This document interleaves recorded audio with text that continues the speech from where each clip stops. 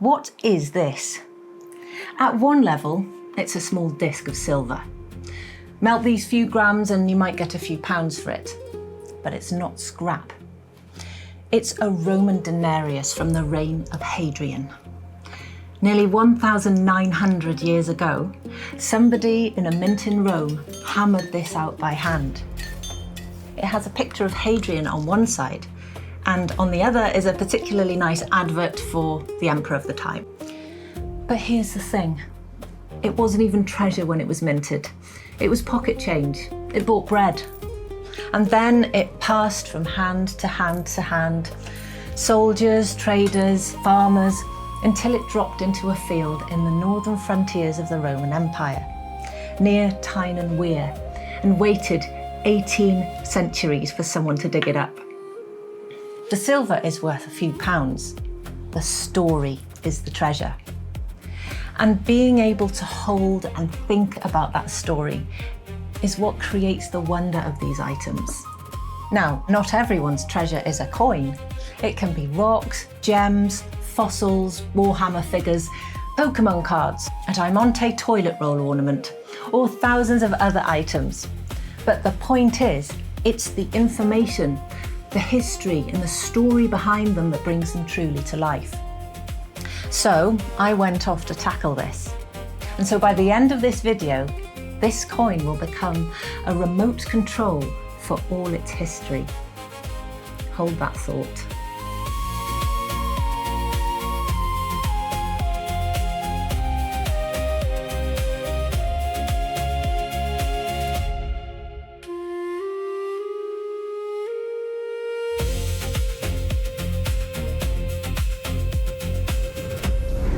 This whole thing started with my son and a bag of rocks. He did a show and tell at school on his latest obsession, rocks and minerals. And within days of manic reading, he was a little walking encyclopedia of bismuth and galena and amethyst.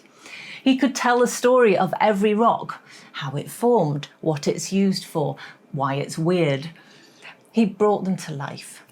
And then he came home, and the rocks went back in a drawer, and our memory of those stories started to fade. And that really bothered me. And the more I looked around the house, the more I realised it wasn't just that one drawer. Our homes seem to be brilliant at taking the objects we love most and just making them invisible. There are 3 contradictions built into how we design our homes, and once you see them, you can't unsee them. The first contradiction is the more it means, the less you see it. Look at the walls of most living rooms, and I'm sure I'm guilty of this too, but this is a big, prime, eye-level space filled with canned art prints and the same IKEA sculpture that sits in 10 million other homes. Meanwhile, the family photos, the stamps, the fossils and medals, the things that actually shaped us, live in drawers, lofts and boxes. There's an inverse law at work here. The more an object means to you, the less visible it seems to be in your home. But surely the things that made us should not be less visible than the things we bought to fill a wall. The second contradiction is that our best surfaces are wasted. Count the screens in your house. Every television, monitor, tablet, phone, these are the most capable display surfaces humans have ever built. And we use them, for background television and doom scrolling. So we hide our best objects and we waste our best surfaces in the same rooms at the same time. The third contradiction is that objects are durable, but meaning isn't. And this is the one that really bothers me.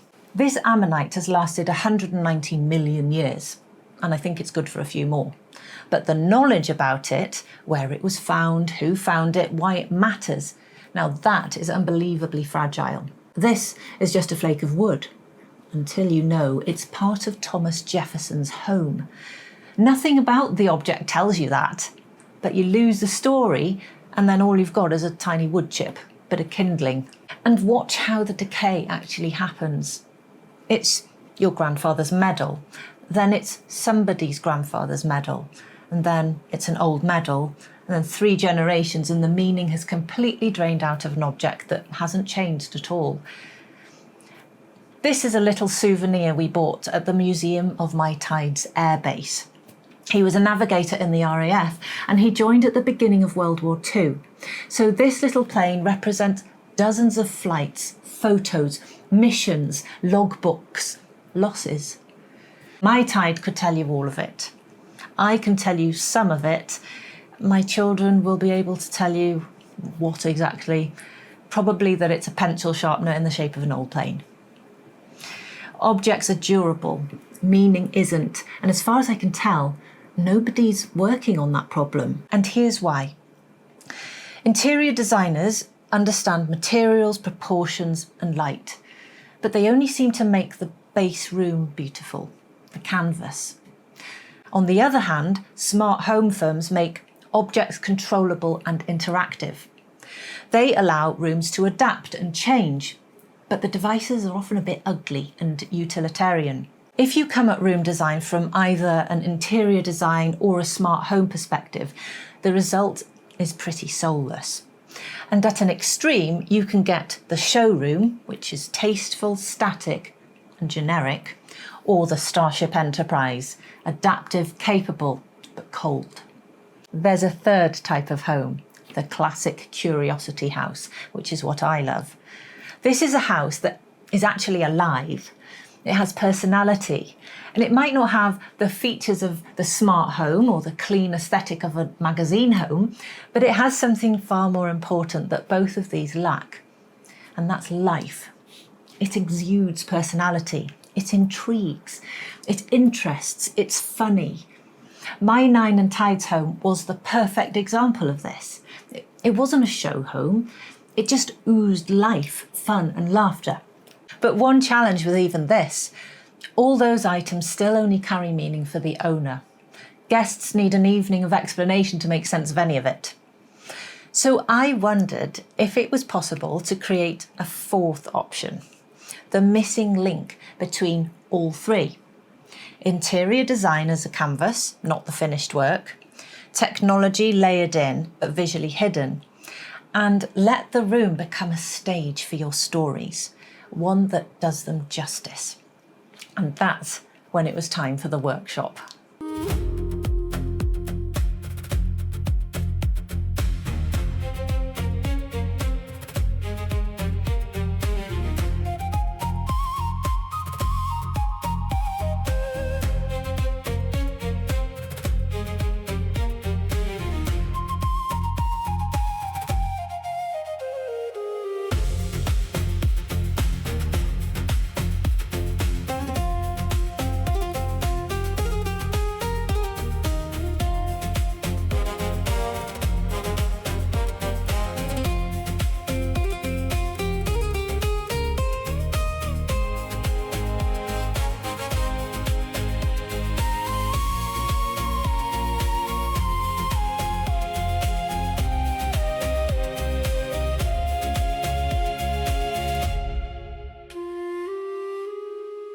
Remember my Roman coin? All that knowledge lost in the ether? Well, have a look at this.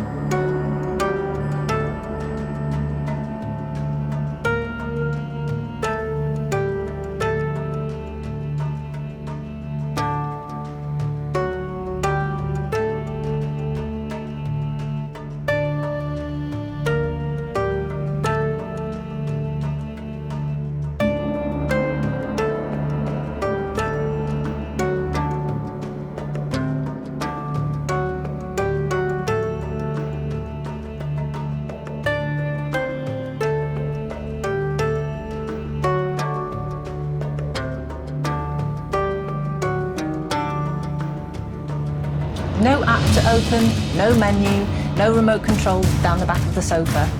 The object is the remote control. That tap cost about a penny, and there isn't a battery to worry about. I'll show you how in a moment. Let me start by breaking this system down into the two main elements, starting with the display and then moving on to how to unlock the stories. What I've done is built a standardized display system for treasures, any treasures. It starts with a collection of hundreds of 3D printed mounts. I've got 14 families so far, including plinths, cradles, easels, domes, cases, racks, designed to fit hundreds of common collectibles. Everyone is Gridfinity compatible, so they tile and rearrange in seconds. And this means that you can show part of your collection and then easily rotate through the rest of it over time, or you can reorganize them whenever you fancy and for whoever is visiting. Then the mounts need somewhere to live, so I've designed display stands that you can place around your home.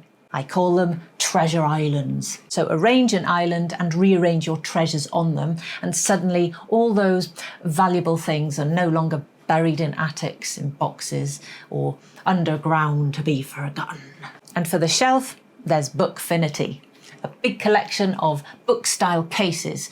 So a collection becomes a lovely tome that you can pull down and open. As an aside, I've been testing out Xtool's Omni printer and printed directly onto PLA to create this cover. That's how I've been able to achieve a level of detail way beyond any 3D printer currently available. So I'll update you on that in the coming weeks once I've really put it through its paces. But what you have is presentation on the outside, dust and UV control on the inside. And that's the underlying point of the whole system. Whether you want dust control, UV protection, or to have things out and handleable, it's all flexible based on what's important to you. So let me break this down even further. The islands are the Gridfinity bases, but designed to look nice in your home. They come in all shapes and sizes, so you can add details like veneer or metal trim, or you can have styled bases, or print them in whatever colour you want, or just leave them plain. And then you can have a huge variety of plinth styles to go on top of these islands. I've built a complete customizer that takes seconds to add to or adjust. And I've exported a collection that you can download from that. Patreons, you can access the customizer in the members area in case you want something specific that's not in the downloadable collection. But please let me know if there are any features missing from the app and I will add it. And these mounts are designed to display your treasure, whatever it is. It could be something that's precious to you or your children, or it could be something truly rare that's worth thousands of pounds. Then I've also got label options for larger displays and sets or other options. And these allow you to either add little labels to every bin or one to cover the whole collection. This is the collection, available for free and open source. Just click the link in the description. And the beauty of using Gridfinity is that it's compatible with thousands of other Gridfinity mounts online too. And every single mount has an RFID tag pocket by default. It's what ties the object to its story and gives it control of the room. But this is only the half of it. What about all that knowledge, the stories, the secrets? Well, this is where I've built Docent. This is my knowledge management creator. I'll be expanding and covering this even more in future, but this effectively stores any information that's valuable to me. My kids' funny sayings, photos and records of my tie during the war, facts about objects, anything I like. And the stories themselves can scale to whatever you fancy. At the most basic level, a simple RFID tag on a phone might be all you need. Just stick a tag directly to the object or to your own display case if you don't want a 3D printed display. Although, guys, you need a 3D printer. Display mounts can cost £75 to £85 each, whereas a 3D print costs pennies. Anyway, a simple tag and a phone might be all you need. Just tap and the details appear. You could simply trigger a Wikipedia page or a YouTube video about the object. Or you could go full theatre, lights, sound, TVs, the room itself. Small piece of information, or complete experience. Same tag, same penny. When you put the hardware and the software together, the opportunities become pretty infinite. As you may remember, I've built my roomscape system to allow mode control of my rooms. In my previous video, I showed how this could be used to add atmosphere to a room, like my dining room. But you could just as easily use it to tell the stories of your treasures. I've also now got Docent looking after all the knowledge. So, over the coming videos, I'll be showing how I can use these foundations to do some amazingly powerful yet simple things. You'll see my smart cocktail bar. You'll see how you can use this for education as well as to entertain your kids. And of course, board games are getting some dedicated treatment. The entire 3D printed collection I've been talking about is free and open source, so click the link below if you fancy a nosy. Patreons, the customizer is going in the members area so you can generate mounts for your own collections, and I'll likely do a follow-up video on the details for Patreons as well, so post any questions you want me to cover in that. But here's the bit I keep coming back to. So many items in a museum were ordinary ones. That coin was just money. It was just somebody's pocket change, and they were annoyed about losing it. It became a miracle because time passed and the people went away. The objects in your drawers are on exactly that journey. The only question is whether the stories travel with them. So, put the story on the object and give the object the ability to speak. Treat memories and knowledge with the respect they deserve, and don't feel you need to copy those interior design magazines or fill every room with flashing LEDs. Build a home that tells your story. And that's the whole thing. Big thank you to the Patreons and YouTube members who helped brainstorm this one. To my son, who did a show and tell and accidentally started all of it. And to my Tide, an extraordinary engineer who created the greatest stories with everything he turned his hand to. This one's for the Halifax and everyone who flew in it. Hwyl fawr.